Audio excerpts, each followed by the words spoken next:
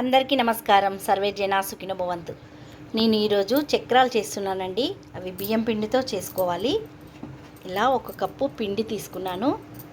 Same అదే కప్పుతోటి ఒక cup పిండికి 1.5 కప్పు వాటర్ పోసుకోవాలి. స్టవ్ ఆన్ చేశాను. 1 కప్, హాఫ్ కప్. చాలా టేస్ట్గా ఉంటాయండి ఇవి. ఇందులోకి 1/2 టీ స్పూన్ కారం,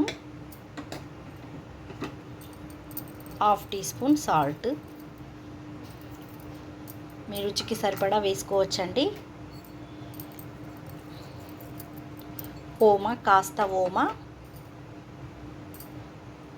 కాస్త వెన్న వేసుకోవాలి. ఇవి మరగనివ్వాలి.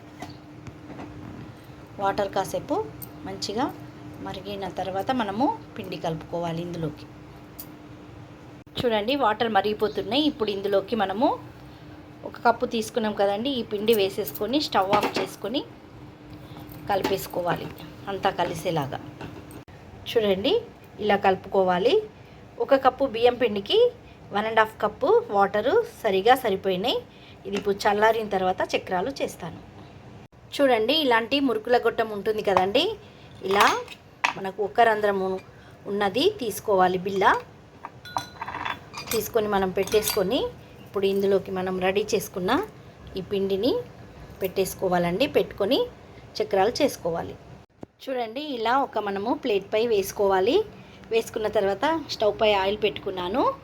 ఒక్కొక్కటిగా ఇలా తీసి ఆయిల్లో వేసుకోవాలి.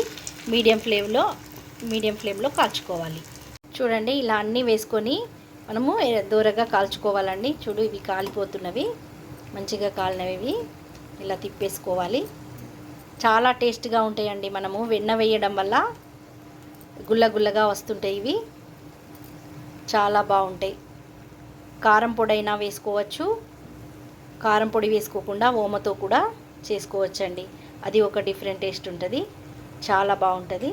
ఇవి ఇప్పుడు కాలుతున్నవి తీసేస్తాను. చూడండి, చక్రాలు ఎంత బాగా వచ్చినాయో. ఇలా అన్నీ ఒకటే కలర్లో చక్కగా కాలినాయి కదండి. చాలా టేస్ట్గా ఉంటాయండి. చాలా క్రిస్పీగా కూడా ఉంటాయి. ఇలా అనగానే విరిగిపోతున్నాయి. చూడండి, నోట్లో వేస్తే కరిగిపోతాయండి. ఒకటి తిన్న తర్వాత ఇంకొకటి అలా తింటూనే ఉంటాం. అంత బాగుంటాయండి. మీరు కూడా తప్పకుండా నేను చెప్పిన ప్రాసెస్లో ట్రై చేయండి. Thank you.